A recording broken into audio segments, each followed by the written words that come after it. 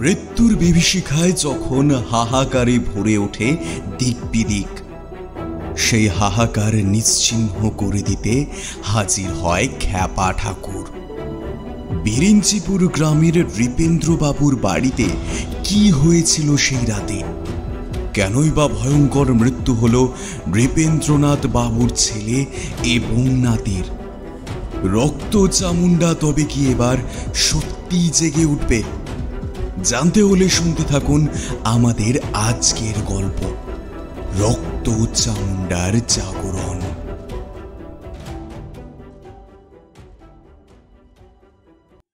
গ্রীষ্মের দুপুর, চারিদিকে তীব্র রৌদ্রদহন, বাড়ি থেকে বেরোনো দায়, কাজেই অফিসের কাজেও কয়েকটা দিন ছুটি। এই কয়েকদিন আগেই জামাই ষষ্ঠীর ভোজ খেয়ে গিন্নিকে নিয়ে শ্বশুরবাড়ি থেকে ফিরলাম, তাই শ্বশুরবাড়িতে যাওয়ার জন্য কোনো ইতিবাচক ইচ্ছে আমার মধ্যে নেই। সারাদিন বাড়িতে বসেই বই পড়ছি আর অস্বস্তিকর গরমের সঙ্গে ঘর করছি। বিকেল গড়িয়ে এলো, বাড়িতে আর কোনোভাবেই মন টিকল না। মনটা যেন কেমন একটা দৌড়ঝাঁপ করে কোথাও একটা যেতে চাইল। আমি বুঝলাম এমন হওয়ার কারণ কি, তাই ঝটপট করে বেরিয়ে পড়লাম সোমনাথের বাড়ির উদ্দেশ্যে এবং হনহনিয়ে উপস্থিত হলাম। সোমনাথের বাড়ির সামনে গিয়ে ডাকলাম, কই হে সোমনাথ, বাড়ি আছো নাকি? সাথে সাথেই দেখি সোমনাথ হাজির হলো বাড়ির বাইরে। আমাকে দেখেই সোমনাথ বলল, আরে এসো এসো, ভেতরে এসো, আমি এক্ষুনি তোমার উদ্দেশ্যে রওনা দেবো ভাবছিলাম। কেন? হে, তোমায় ছাড়া খ্যাপা ঠাকুরের গল্পের আড্ডায় কেমন করে যাই বলো তো? কথাটা শুনেই খুব খুশি হলাম। অল্প কিছু সময়ের মধ্যে সোমনাথ এবং আমি খ্যাপা ঠাকুরের বাড়ির উদ্দেশ্যে রওনা দিলাম। সোমনাথের বাড়ি থেকে কিছুটা পথ হেঁটেছি, চারিদিক অন্ধকার হয়ে ঝড় উঠল, দিকবিদিকে শোঁ শোঁ শব্দ। এতে অবশ্য আমাদের মন ভালোই হলো, কেননা বৃষ্টিমুখর আবহাওয়া ছাড়া খ্যাপা ঠাকুরের গল্পের আসরটা ঠিক জমে না।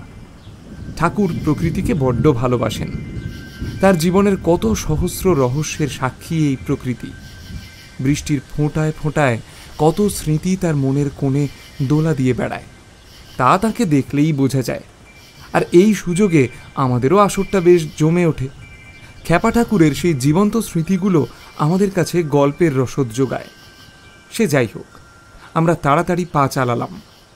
কিছুটা গিয়ে সোমনাথ একটা ফলের দোকান থেকে কিছু আম কিনল, তা নিয়ে আমরা দুজন এগিয়ে গেলাম। এবার মোড়ের মাথায় চায়ের দোকানটায় একটা ফকির বিড়ির প্যাকেট নিয়ে একেবারেই খ্যাপা ঠাকুরের বাড়ির দোরগোড়ায় এসে পৌঁছালাম। সোমনাথ হাঁক দিল, কই হে ঠাকুর মশাই, আছেন নাকি? আমাদের গলার আওয়াজ পেয়েই ঠাকুরমশাই বেরিয়ে এলেন। এসো এসো, চলো ভেতরে চলো। আমরা ভেতরে গেলাম। ততক্ষণে বাইরে ঝিমঝিম করে বৃষ্টি পড়া শুরু হয়ে গিয়েছে। আমি বুঝলাম ঠাকুরমশাই আমাদের উপর অভিমান করেছেন। এটা স্বাভাবিক, প্রিয় মানুষের প্রতি অভিমান তো আসবেই, না হলে যে আগ্রহের সাগরে জলের ঘাটতি হবে। যাই হোক, আমি এবং সোমনাথ ঠাকুরমশাইকে আমাদের না আসার কারণ বুঝিয়ে বললাম। ভিতর থেকে ঠাকুরমশাইয়ের মেয়ে বাবাকে বললেন, বাবা, কারা এসেছেন? তোমার কাকা বাবুরা এসেছেন। শ্যামা ছুটে এসেই আমাদের প্রণাম করল। ভারী মিষ্টি মেয়ে শ্যামা, বাবার দুই চোখের মণি। শুধু খ্যাপা ঠাকুর নয়, আমাদেরও বড্ড আপন হয়ে গেছে ছোট্ট মিষ্টি মেয়েটি। এই যে শুধু মেয়ে নয়, সাক্ষাৎ দেবী, তার গুণ সেই পরিচয় দিয়ে যায়। প্রণাম করে বলল, কাকা বাবু, আপনারা বসুন, আমি চা আনছি। সোমনাথ আমের প্যাকেটখানা শ্যামাকে দিল। শ্যামা খুশি মনে ভেতরে চলে গেল। এবার ঠাকুর বললেন, তা নিশ্চয়ই দুটিতে গল্প শোনার আশায় এসেছ? তার বলতে, আপনার গল্পের টান কি এড়ানো সম্ভব? এই বলে সোমনাথ দোকান থেকে আনা বিড়ির প্যাকেটখানা খ্যাপা ঠাকুরের দিকে বাড়িয়ে দিল। ঠাকুর প্রসন্ন চিত্তে তা গ্রহণ করে একখান ধরিয়ে টান দিলেন। এবার বাইরেও জোরে বৃষ্টি শুরু হলো। বুঝলাম প্রকৃতিও খ্যাপা ঠাকুরের গল্পের অপেক্ষায় থাকে। এবার ঠাকুর গল্প উপস্থাপনার প্রাথমিক প্রস্তুতি নিলেন। মনে মনে একটু গুছিয়ে নিলেন হয়তো। তখনই শ্যামা চা দিয়ে গেল। খ্যাপা ঠাকুর বলতে শুরু করলো, আচ্ছা, তোমাদের মনে আছে আমি তোমাদের ডামরি দেবীর গল্প শুনিয়েছিলাম? ঠাকুর মশাই, মনে আছে। আপনার সেই বলা কথাগুলো এখনো মনে হলে গায়ে কাঁটা দিয়ে ওঠে। খ্যাপা ঠাকুর বলতে শুরু করলো, এই পৃথিবীর অতি প্রাকৃতিক লীলা বোঝা দায়। আমরা চোখে যা দেখি তা বাস্তবতার আস্তরণের আদল। এমন অনেক অতিলৌকিক সত্তা বিরাজমান, তা অনুমান করা আমাদের মতো সাধারণ মনুষ্যের কাজ নয়। আজ আমি তোমাদের ডামরি দেবীর কথা কেন জিজ্ঞাসা করলাম জানো? এখন তোমাদের যে ঘটনা শোনাবো তাতেও ডামরি দেবীর মতো এক অতি ভয়ানক দেবীর অস্তিত্ব আছে। কথাটি শুনে আমি জড়সড় হয়ে বসলাম। খ্যাপা ঠাকুর বলতে শুরু করলো, আষাঢ় মাসের অম্বুবাচীর মহাতিথির প্রবৃত্তি হতে নিবৃত্তি পর্যন্ত নীল পর্বতে প্রকৃতির ইন্দ্রশৈব সাধনা সম্পূর্ণ করে কাল পুরুষ দর্পণ পুনশ্চরণ সমাপ্ত করে কামাখ্যা থেকে ফিরে আসছি নিজের দেশে। মনখানা বেশ বিষণ্ণ লাগছিল ওই মহাক্ষেত্র ছেড়ে আসতে। জানো তো সোমনাথ, তখনকার এই ভবঘুরে বাউন্ডুলে জীবনটা বেশ ভালো ছিল, ঠিক যেন পাখির মতো মুক্ত। সাংসারিক জটিলতার শক্ত বাঁধন তখনও আমায় আবদ্ধ রাখতে পারেনি। যাই হোক, গুটি গুটি পায়ে হাঁটতে হাঁটতে আমি পৌঁছলাম পশ্চিম মেদিনীপুর জেলার খেপাল নামক এক গ্রামে। গ্রামখানায় প্রবেশ করে আমি বড় মুগ্ধ হলাম। এ যে বড় দেবত্বর স্থান, চারিদিকে আধ্যাত্মিক ঐশ্বরিক দেবত্ব শক্তির অস্তিত্ব পূর্ণভাবে বিরাজমান, তা আমি উপলব্ধি করলাম। তাই মনে মনে সিদ্ধান্ত নিলাম ওই দিন রাত্রিটা ওই গ্রামেই কাটিয়ে নেব। এই বলে এগিয়ে গেলাম। সারা দিন হাঁটার পর আমিও বেশ ক্লান্ত ছিলাম। কিছুটা এগিয়ে দেখি মাটির পথের ধারে একটি চিতা জ্বলছে। আগুনের দৌরাত্ম্য বেশি নেই, যেন প্রায় নিভে আসছে। ঠিক সান্ধ্যকালীন প্রদীপের জ্যোতি ওই চিতা থেকেই নির্গত হচ্ছে। পাশেই উত্তর দিকে তাকিয়ে দেখলাম ভোলা মহেশ্বর জগৎপতি রুদ্রেশ্বর এবং দেবী ভবানী চণ্ডীর মন্দির। পাশেই নন্দী ভৃঙ্গির ঠাঁই। মন্দিরখানা দেখে বেশ প্রাচীন মনে হলো এবং মন্দির পার্শ্ববর্তী জায়গাগুলো পরিদর্শন করে বুঝলাম এই মন্দিরে নিশ্চয়ই সাধারণ মানুষের যাতায়াত আছে। এত কিছু ভাবনার সাথে সাথেই মনের মধ্যে একটা তৃপ্তির আনন্দ হলো, কারণ তোমরা তো জানোই শ্মশান বড় পবিত্র স্থান। তার পাশে এই দেবত্ব স্থান আমাকে বড়ই আকর্ষণ করল, যেন ওইখানেই আমার মা বাবার কোল খুঁজে পেলাম। যাই হোক, সেই নিশুতিতে ওই জায়গায় রাত্রি যাপন করব সিদ্ধান্ত নিলাম। ধীরে ধীরে মন্দিরের কাছে উঠে এলাম এবং আপন মনে চারিদিকে তাকাচ্ছি। প্রকৃতির অপরূপ সান্ধ্য সাজ উপভোগ করছি।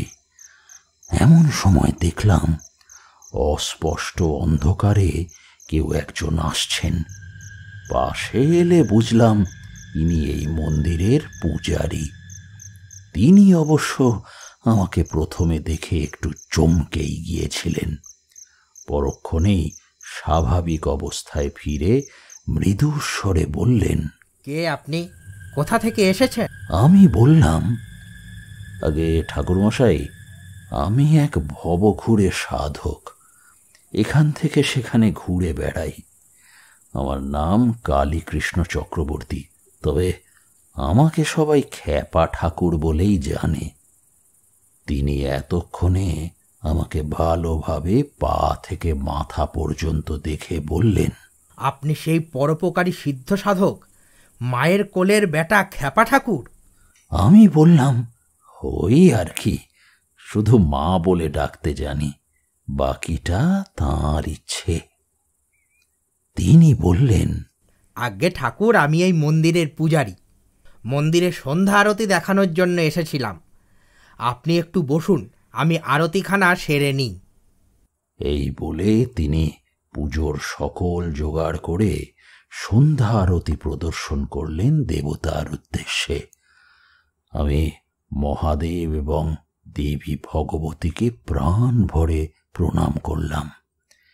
এইবার তিনি সব কাজ সেরে গর্ভগৃহের দরজা বন্ধ করে এসে আমার কাছে দাঁড়ালেন। আমি বললাম, আগে ঠাকুরমশাই, আজকে রাত্রিটুকু এই মন্দিরে ঠাঁই নেব বলে এসেছিলাম। না না, তা হবে না। আপনি আমার সঙ্গে চলুন। ভগবানের অশেষ কৃপা, আপনার মতো মানুষের সঙ্গে দেখা হয়েছে। আমি তাকে অনেক করে বোঝালাম, কিন্তু তিনি কিছুতেই কিছু শুনলেন না। আমি বাধ্য হয়ে ওনার বাড়িতে গিয়ে পৌঁছলাম।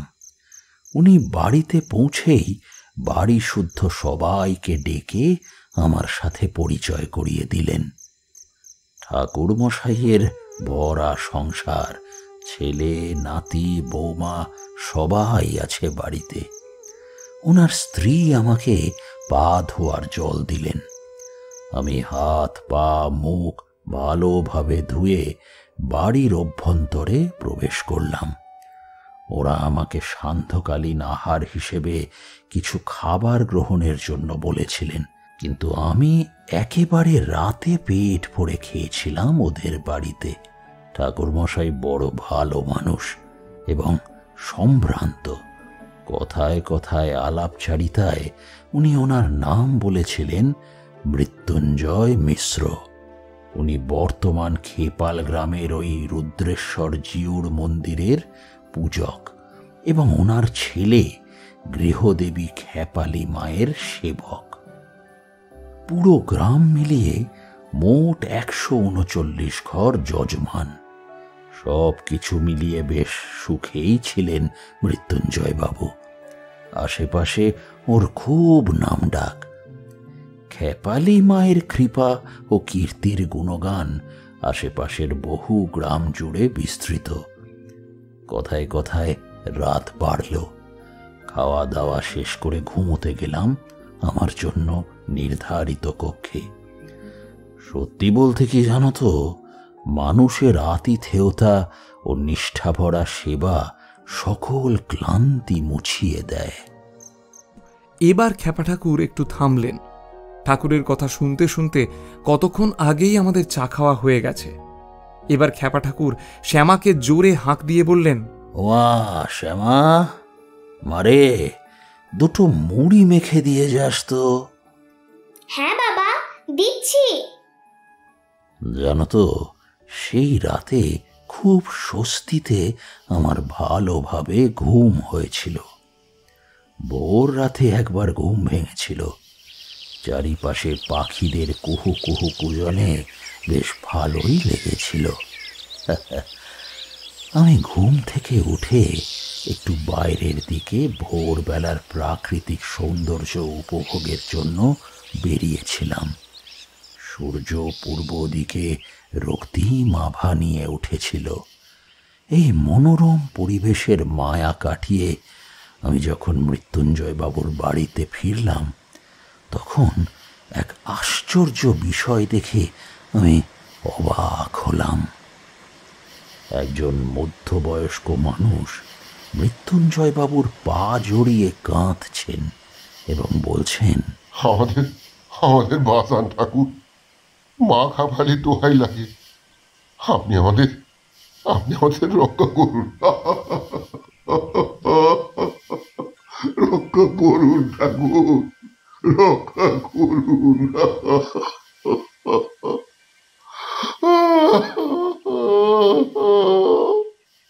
লোকটির এমন আকুতি দেখে বুঝলাম লোকটি বিপদে পড়েছে।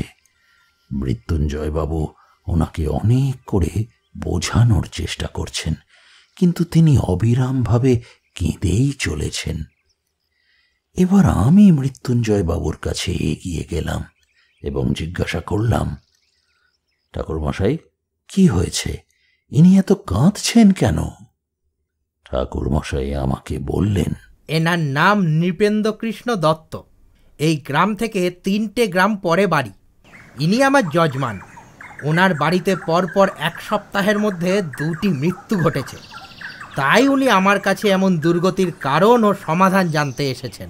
আমি এত কিছু শোনার পর নৃপেন্দ্রকৃষ্ণ দত্তবাবুকে কয়েকটা কথা জিজ্ঞাসা করলাম। আচ্ছা নৃপেন্দ্রবাবু, আপনার পরিবারে কয়জন? আগে আমাদের পরিবারে মোট 5 জন ছিল, কিন্তু এখন মাত্র 3 জন। আমার পুত্র এবং 12 বছরের ছোট্ট ফুটফুটে নাতি, দুজনেই এক এক করে আমাদের ছেড়ে চলে গেছে।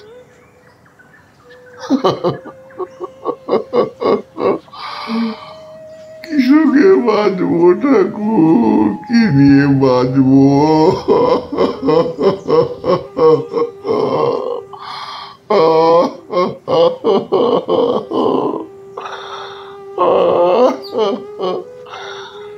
আমি বুঝতে পারলাম ওনার মনের অবস্থা।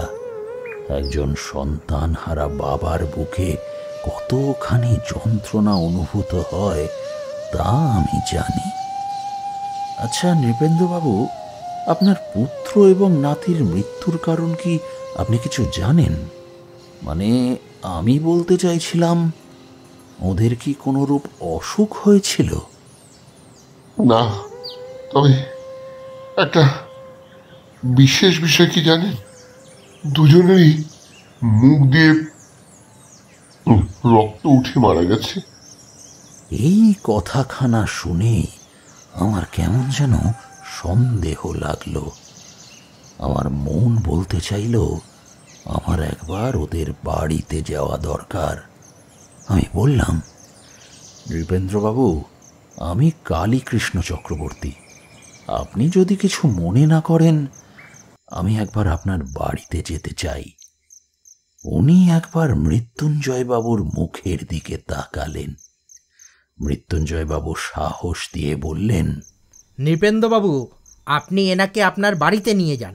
ইনি বিখ্যাত খ্যাপা ঠাকুর, সাক্ষাৎ মায়ের কোলের ছেলে। ঠাকুর মশাইয়ের কথা শুনে নৃপেন্দ্রবাবু যেন মনে অনেকটা জোর পেলেন।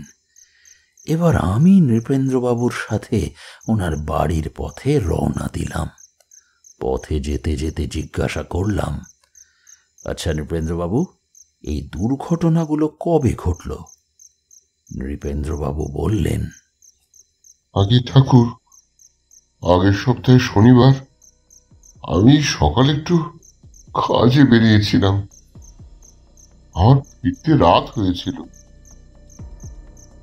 আমাকে খোঁজার জন্য আমার স্ত্রী আমার ছেলে রামনারায়ণকে পাঠিয়েছিল। আমি ওই ঠিক রাত্রি 9টা নাগাদ বাড়িতে পৌঁছই। তখন আমার স্ত্রী আমাকে জানালেন, তুমি সারাদিন কোথায় ছিলে গো? তোমার ছেলে রাম তো তোমায় খুঁজতে বেরোলো। এই কথা শুনে আমি সাথে সাথেই ছেলেকে ফেরানোর জন্য বেরোলাম। বাড়ি থেকে বেরিয়ে কিছুটা দূরে গিয়ে আমি যা দেখলাম তাতে আমার হৃদয় স্তব্ধ হওয়ার বক্ষ। আমি দেখলাম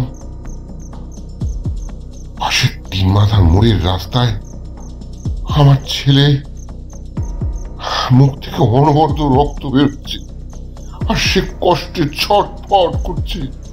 আমি দৌড়ে গেলাম, কিন্তু কিছু সময়ের মধ্যে আমার রাম আমাদের ছেড়ে চলে গেল। ঠাকুরমশাই, আমার রাম আমাদের ছেড়ে চলে গেল। আমি ওনাকে শান্ত করার চেষ্টা করলাম। এবার উনি বললেন, শোকে দুঃখে কাঠ হয়েছিল। ছেলেটাও বাবাকে খুঁজে খুঁজে পাগল হয়ে যাচ্ছিল। এত কিছুর পরও যে বিধি আমাদের জন্য আরো একটি ভয়ঙ্কর খবর নিয়ে অপেক্ষা করছিল, তা পরে টের পাওয়া গেল। এই গত বৃহস্পতিবার দিন সন্ধ্যায় সবাই বাড়িতেই ছিলাম। হঠাৎ আমার নাতি কিছু একটা দেখতে পেয়ে দৌড়ে গেল। আমরাও সবাই তার পেছন পেছন গেলাম, কিন্তু কিন্তু আমাদের যাওয়ার আগেই সব শেষ ঠাকুর মশাই, সব শেষ। এমন কেন হলো ঠাকুর? এমন কেন হলো? তুমি বলো ঠাকুর, এমন কেন হলো? তুমি বলো, এমন কেন হলো? এমত অবস্থায় আমি নিজেও বড় বিষণ্ণ হয়ে পড়লাম। সত্যি বিধাতার কি নির্মম পরিহাস। আমি নৃপেন্দ্রবাবুকে সান্ত্বনা দিতে দিতে পথ পাড়ি দিলাম। দেখতে দেখতে আমরা নৃপেন্দ্রবাবুর বাড়িতে এসে পৌঁছলাম। নৃপেন্দ্রবাবু তাঁর স্ত্রীকে আমায় পা ধোয়ার জল দিতে বললেন। নৃপেন্দ্রবাবুর স্ত্রী বাইরে বেরিয়ে এলেন। তার মুখখানি দেখে বড় কষ্ট হলো। একটু পরেই নৃপেন্দ্রবাবুর বৌমা বেরিয়ে এলেন অগোছালো পাগলিনী বেশে। পুরো পরিবারের সবার মুখে প্রিয়জন হারানোর আগুন দাউ দাউ করে জ্বলছে, তা আমি স্পষ্টতই বুঝলাম। আমি পা ধুয়ে ভেতরে গেলাম এবং একটু বসলাম পথ চলার ক্লান্তি দূর করার জন্য। নৃপেন্দ্রবাবুর কাছে আমার পরিচয় পেয়ে তাঁর স্ত্রী রুক্মিণী দেবী আমার পায়ে এসে আছড়ে পড়লেন। কাতর স্বরে মিনতি করে তিনি কাঁদতে লাগলেন। আমি ক্ষীণ স্বরে বললাম, মারে, তুই নিজেকে শক্ত কর। আমি জানি তোর বোনের অবস্থা। চিন্তা করিস না, আমি তো তোর ছেলে নাতিকে আর ফেরাতে পারবো না, তবে এই মর্মান্তিক অঘটনের উৎস অনুসন্ধান করে আমি এর নিষ্পত্তি করব। আমার কথা শোনার পরেই বাড়ি থেকে কেউ যেন কাঁদতে কাঁদতে বেরিয়ে এলেন। বললেন, হে ঠাকুর, আমাদের সাথে এমন কেন হলো? এখন আমি কাকে নিয়ে বাঁচব? ভগবান এত নিষ্ঠুর কি করে হতে পারেন? আমি এমন এক হতভাগী, ভগবান আমার স্বামী পুত্র সবাইকে কেড়ে নিলেন, শুধু আমাকে ফেলে গেলেন তিনি। হয়তো আমি জমে নেওয়ার উচিত।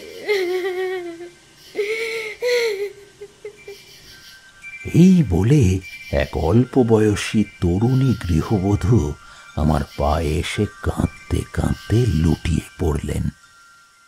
আমি বুঝলাম ইনি আর কেউ নন, এই বাড়ির বৌমা। তখনই রুক্মিণী দেবী বৌমাকে শান্ত করার চেষ্টা করলেন। আমিও বারবার বোঝানোর চেষ্টা করলাম, বিধাতার পরিহাস মেনে নেওয়ার অনুরোধ করলাম। এইভাবে বেশ কিছু সময় কেটে গেল। পরক্ষণেই নৃপেন্দ্রবাবুর অনুরোধে আমি কিছুক্ষণ বিশ্রাম নিলাম, কিন্তু আমার মন বড়ই তাড়িত হচ্ছিল। আমি বারে বারে অন্যমনস্ক হয়ে যাচ্ছিলাম। তার কারণ কি আমি তা বুঝতে পারিনি। তারপর আমি নৃপেন্দ্রবাবুকে বললাম, আমি একবার আপনার বাড়ির চারপাশটা ঘুরে দেখতে চাই। উনি আমাকে সঙ্গে নিয়ে পুরো দুপুরটা ওনাদের বাড়ির চারপাশটা ভালোভাবে ঘুরে ঘুরে দেখালেন। ঘরের উত্তরে বিশাল ফাঁকা জায়গা, যেখানে খুব একটা কেউ যায় বলে মনে হয় না।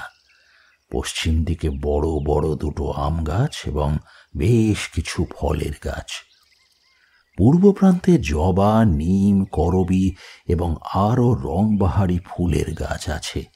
একটি আশ্চর্য বিষয় হল, ওনার বাড়িতে বিভিন্ন রকম ফুল গাছের পাশাপাশি বিভিন্ন আয়ুর্বেদিক ও তন্ত্রে ব্যবহৃত বিভিন্ন ঔষধি গাছ রয়েছে, যেগুলো অধিকাংশ সাধারণ মানুষ জানে না।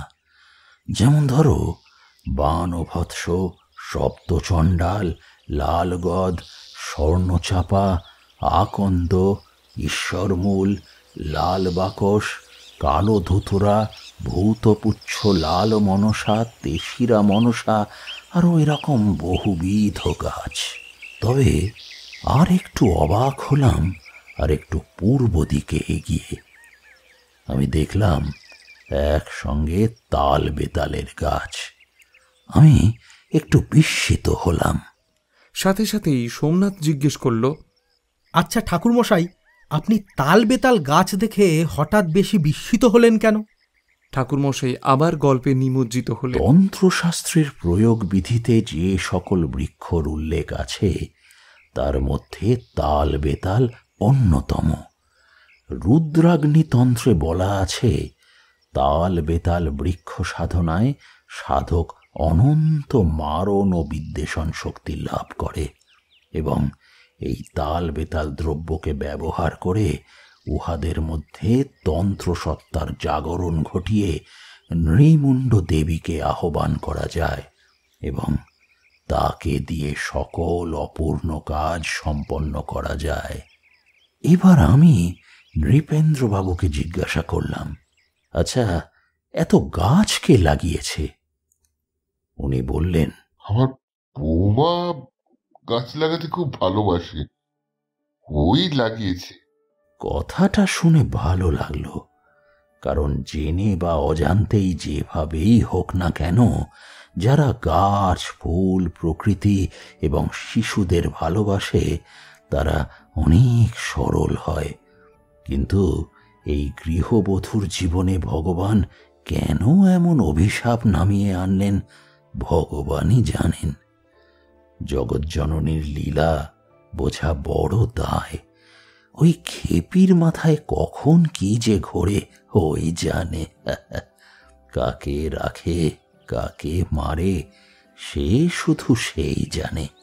সে যাই হোক, তারপর আমরা দক্ষিণ দিক হয়ে বাড়ি ঢুকলাম। দক্ষিণ দিকে একটা বেল গাছ এবং কিছুটা দূরে একটা পুকুর। পুরো জায়গাটা ঘুরে আমি তেমন কোনো অস্বাভাবিক অস্তিত্ব খুঁজে পেলাম না। বেলা পড়ার পর বিকেল বেলায় ওনাদের বাড়ি থেকে একটু বাইরের দিকে রওনা দিলাম। জানো তো, গ্রাম বাংলার বিকেলটা একটু অন্যরকম। দক্ষিণা বাতাসের অদৃশ্য আলিঙ্গনে প্রাণ যেন এক অমৃত সুখ খুঁজে পায়। দেখতে দেখতে যখন ঝুপ করে সন্ধ্যা নামে, মনে হয় যেন কোনো এক কেশবতী কন্যা পৃথিবীর রূপকে ঢেকে দিচ্ছে কেশরাশি দিয়ে। এ এক অবর্ণনীয় রূপ। এসব কিছু উপলব্ধি করতে করতে কখন যে সন্ধ্যা নেমেছে বুঝতে পারিনি। হাঁটতে হাঁটতে অনেকটা দূরে পৌঁছে গিয়েছিলাম। তারপর কি জানি কি কারণে ফিরে আসার জন্য বিপরীতমুখী হলাম।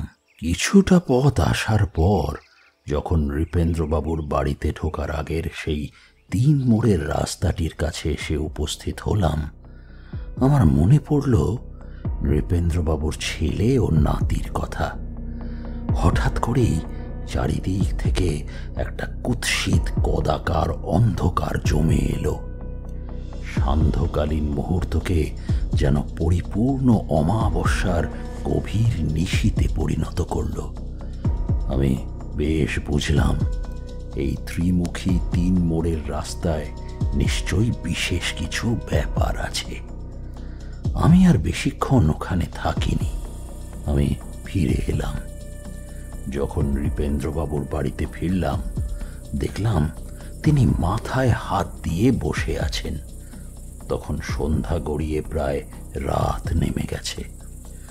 আমাকে দেখে উনি বড় তৃপ্ত বোধ করলেন। উনি আমাকে বললেন, ঠাকুরমশাই, রাত্রিকালীন আহার সমাধা করে আপনি বিশ্রাম নিন। আমি ওনাকে বললাম, না না, কিছু মনে করবেন না, আসলে আমার এখন খিদে নেই। আর বিশ্রাম বলতে আজ রাতটুকু আমি একটু জাগতে চাই। আমার কথা শুনে উনি কোনো জোর করলেন না। আর সত্যি বলতে কি জানো তো, এরূপ মর্মান্তিক ঘটনা শোনার পর আমার খাওয়া ঘুম যেন কোথাও উধাও হয়েছে। যখন রাত গভীর হলো, আমি আমার সকল উদ্বিগ্নতা ও চঞ্চলতা দূর করে ধ্যানে বসলাম। কখন যে ধ্যানের গভীরে আমি চলে গিয়েছি আমি জানতে বা বুঝতেও পারিনি। হঠাৎ আমি প্রত্যক্ষ করলাম এক অদৃশ্য মায়া দর্পণ, যেখানে স্বয়ং গুরুমা করালিনী উপস্থিত। আমি তো রীতিমতো হতভম্ব। হে কি, আমি কাকে দেখছি? করালিনী মা!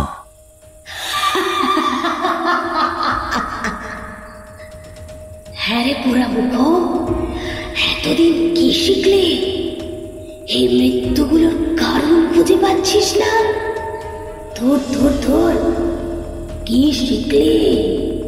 আমি অসহায় অবস্থায় জিজ্ঞাসা করলাম, মা, তুই তো সবই জানিস, আমাকে পথ দেখা, পথ দেখা মা, পথ দেখা। উনি আবারও কি ভয়ঙ্কর সুরে হেসে উঠলেন। ভ্রুকুটিত নয়নে বললেন,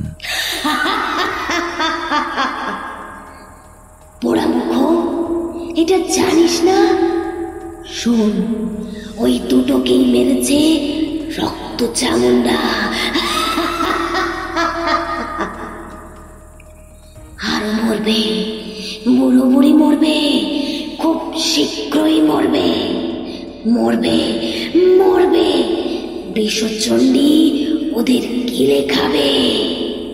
আমি বললাম, বুড়ো বুড়ি মরলে ওদের বৌমা? বহুটা মরবে না রে। করালিনী হো হো করে হেসে উঠলেন।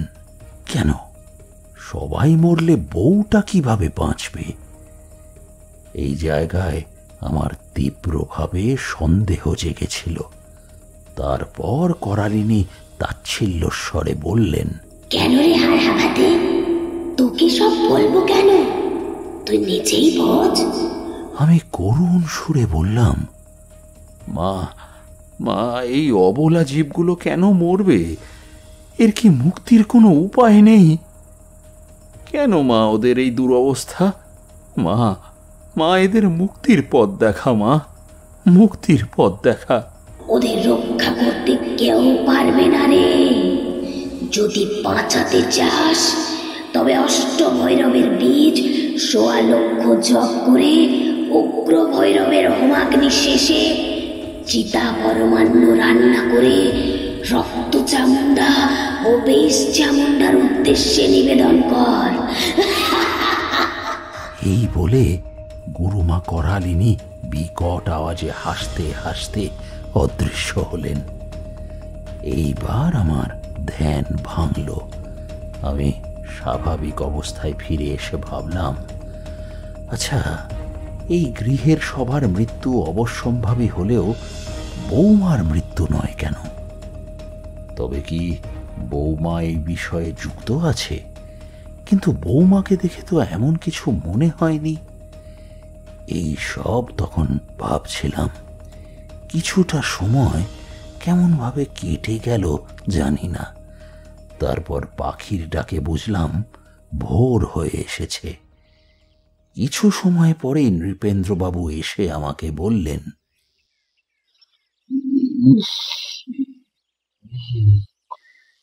কি ঠাকুরমশাই, আপনি এখনো ঘুমোননি?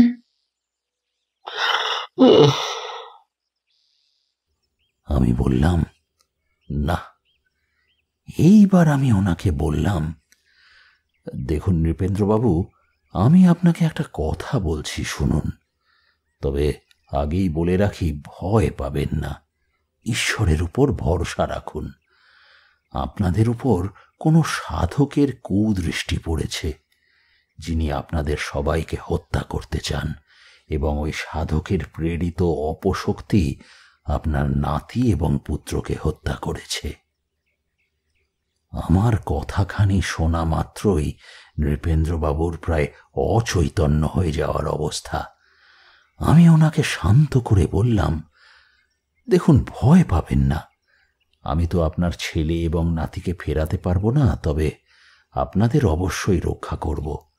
এর জন্য আমার আপনার সহযোগিতা একান্ত প্রয়োজন। আমি আপনাকে কয়েকটা উপকরণের নাম বলছি, আপনি আমাকে সেগুলো সংগ্রহ করে এনে দেবেন, এবং আমি সকাল হবার সাথে সাথেই একটি বিশেষ কাজের উদ্দেশ্যে রওনা দেব। আপনি সব উপকরণ জোগাড় করে রাখবেন। আমি আপনাকে একটা জিনিস দিচ্ছি, আমি না বলা পর্যন্ত এটি কাটছাড়া করবেন না। এই বলে ওনাকে একটি মন্ত্রপুত বস্তু দিলাম। তারপর ওনাকে উপকরণগুলোর নাম বলে দিলাম, যেমন ধরো বেলকাঠ, গোবিন্দভোগ চাল, একটি কালো মোরগ, কালো কাক এবং পেঁচার পালক, কাজু, কিশমিশ, একটি কুষ্মাণ্ড, এরকম আরো বেশ কিছু জিনিস। তারপর আমি বিদায় নিলাম এবং সোজাসুজি চলে এলাম খেপাল গ্রামের রুদ্রেশ্বরজিউর মন্দিরে। প্রথমেই সামনের শ্মশানের পাশে পদ্মপুকুরে স্নান সেরে কিছু পদ্ম ফুল নিয়ে একটি কলা পাতার উপরে রেখে মন্দিরের সামনে এলাম এবং মহাদেব ও মা চণ্ডীর উদ্দেশ্যে পুজো নিবেদন করে জপ করতে বসলাম। শ্মশানে অষ্টভৈরবের জপ সারাদিন ধরে চলতে থাকে। তখন কটা বাজে জানি না, আমি জপ সম্পূর্ণ করলাম এবং নৃপেন্দ্রবাবুর বাড়ির উদ্দেশ্যে রওনা দিলাম। যাওয়ার পথে কিছু উপকরণ সংগ্রহের চেষ্টা করলাম সেই গভীর রাতে, কারণ হাতে সময় খুব কম। আমি কিছুটা এগিয়ে আসার পর যখন নৃপেন্দ্রবাবুদের গ্রামের সীমানায় পৌঁছলাম, দূর থেকে অন্ধকারে একটি আগুন দেখা গেল। ভাবলাম, এটি নিশ্চয়ই শ্মশান। সীমানা থেকে উত্তর দিকে এগিয়ে গিয়ে যখন দেখলাম সত্যিই তাই, আমি কিছু সময় ওখানে দাঁড়ালাম। হঠাৎ একটা আওয়াজ পেলাম পাশের জঙ্গল থেকে, কারা যেন কথা বলছে। আমি খুব সতর্কভাবে দাঁড়ালাম এবং একটি মেয়েলি কণ্ঠে কাউকে বলতে শুনলাম, আর কতদিন এভাবে থাকবো? তুমি বলতে পারো? ওই বুড়ো বুড়ির প্যানপ্যানানিতে আমি অতিষ্ঠ হয়ে উঠেছি। আমি তোমার কাছে আসতে চাই, যত তাড়াতাড়ি সম্ভব তুমি আমাকে তোমার কাছে নিয়ে এসো। আমি তোমার সাথে সুখে সংসার করতে চাই। কোথা থেকে আমার এক আপদ এসে জুটেছে, কোনো এক খ্যাপা ঠাকুর। তুমি ওটার একটা ব্যবস্থা করো, না হলে আমাদের সব পরিকল্পনা উলটপালট করে দেবে। মেয়েলি কণ্ঠটি শোনার পর আমি চমকে উঠলাম। আমার দেহে তরঙ্গ খেলে গেল। আওয়াজটা খুব চেনা লাগছিল। আমি নিশ্চিত হয়ে গেলাম ইনি নৃপেন্দ্রবাবুর বৌমা।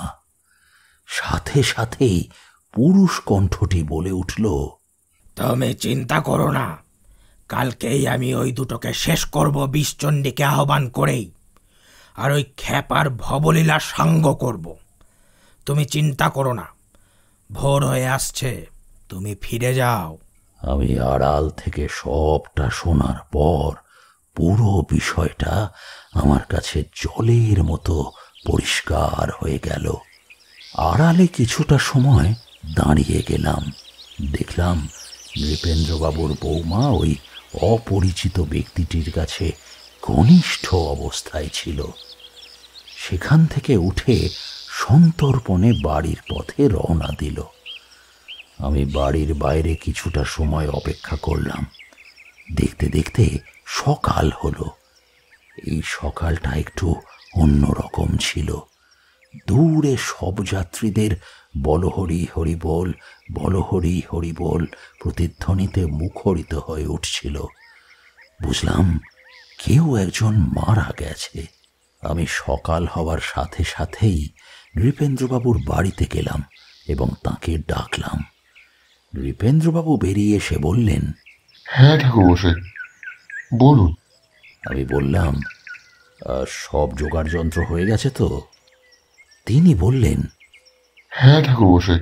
এবার আমি তাকে বললাম, আজকের দিনটা আপনাদের জীবনে খুব ভয়ঙ্কর দিন।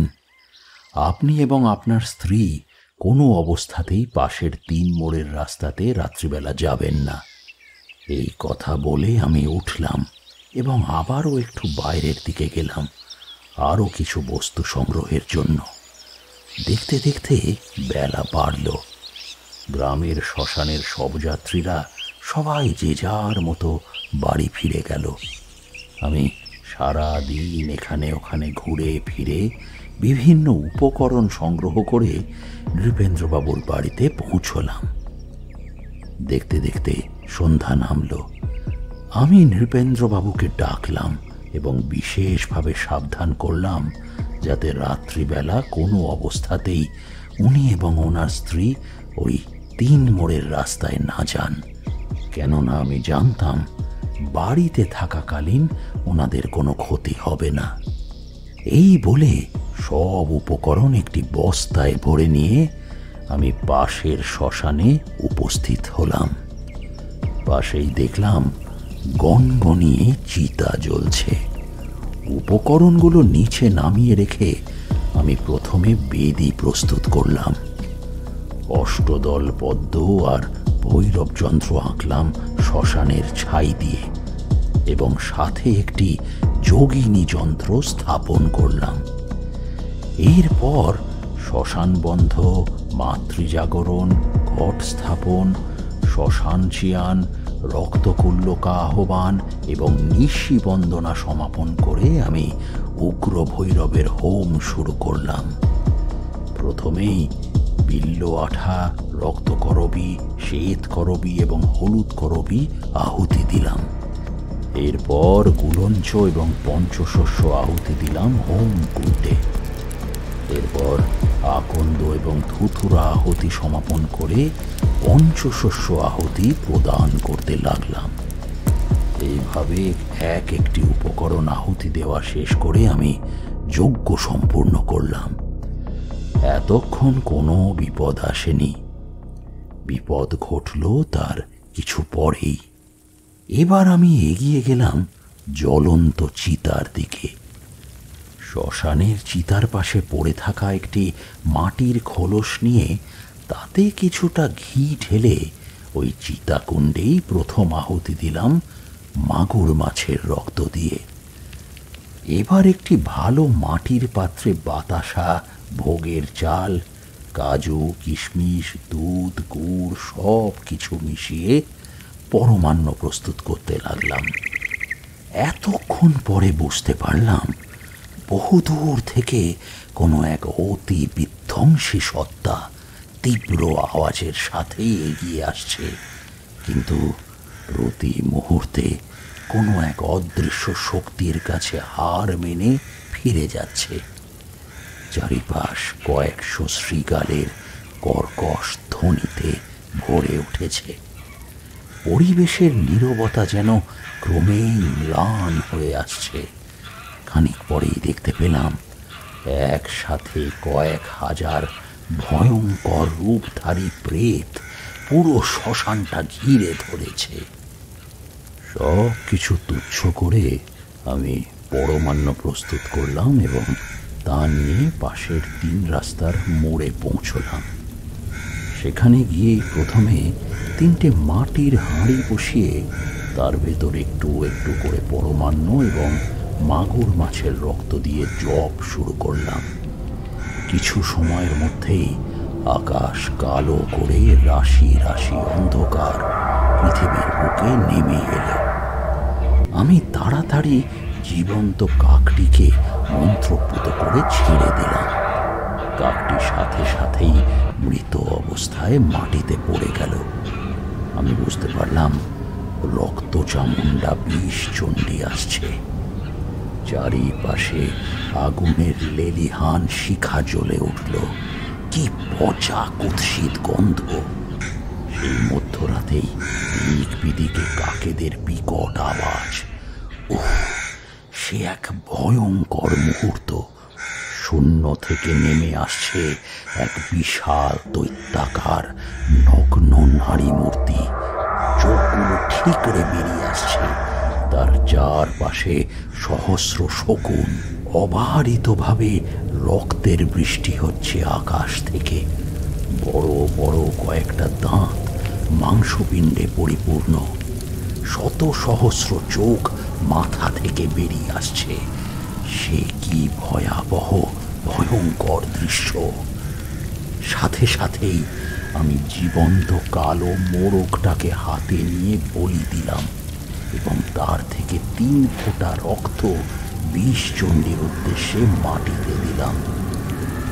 সঙ্গে সঙ্গেই পোড়া মাছ, পরমান্ন, জীবন্ত মোরগের রক্ত, কালো তিল সব কিছু ভোগ হিসেবে নিয়ে আমি তাকে আদেশ করলাম, হে উগ্রেশ্বরী রক্তচামুণ্ডা বিষচণ্ডী, তোমায় মহাকাল উগ্র ভৈরব অষ্টভৈরবের দোহাই দিয়ে বলছি, তুমি এই ভোগ গ্রহণ করে শীঘ্র ফিরে যাও এবং যে বা যারা তোমাকে জাগিয়ে তুলেছে তাদের পাপযুক্ত বাসনা পূরণের জন্য তুমি তাদের উপযুক্ত শাস্তি প্রদান করে নিজের জগতে ফিরে যাও।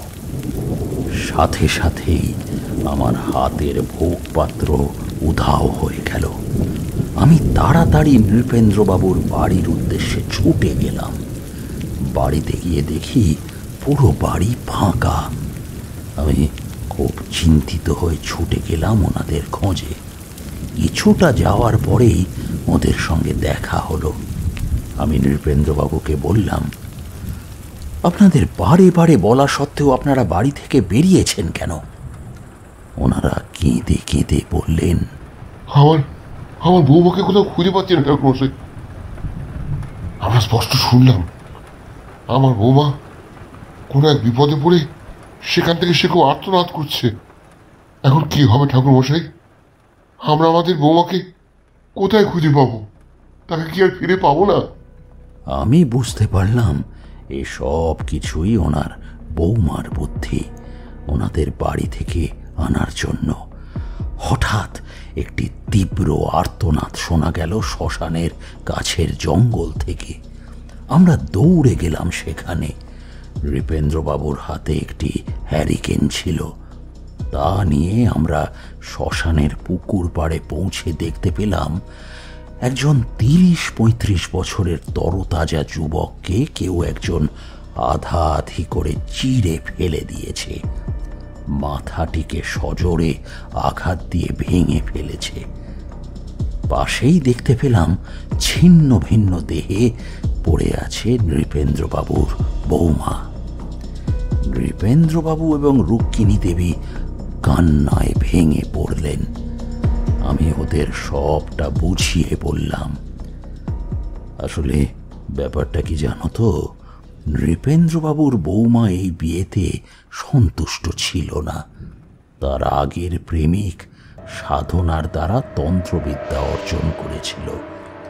নৃপেন্দ্রবাবুর বৌমা এবং তার প্রেমিক দুজন মিলে পুনরায় মিলনের উদ্দেশ্যে ঘোর চক্রান্ত করে তার নিজের স্বামী এবং সন্তানকে পিশাচ জাগরণের মধ্যে দিয়ে হত্যা করে এবং ওই পিশাচ সর্বদা ত্রিমুখী রাস্তার সংযোগস্থলে জাগ্রত হয়। ফলে নৃপেন্দ্রবাবুর বাড়িতে ওই পিশাচ কোনো আক্রমণ করেনি। নৃপেন্দ্রবাবুর বৌমা পরিকল্পিতভাবে তার তান্ত্রিক প্রেমিকের সঙ্গে হাত মিলিয়ে এই পিশাচ জাগরণের মধ্যে দিয়ে ওই মর্মান্তিক মৃত্যু ঘটায়। সব ঘটনা জানার পর নৃপেন্দ্রবাবু একটু শান্ত হন এবং আমি ওনাদের নিয়ে বাড়ি ফিরি। পরক্ষণে সোনালি আভায় সূর্য উঠল। পাখির ডাকে মুখরিত হলো ধরণী।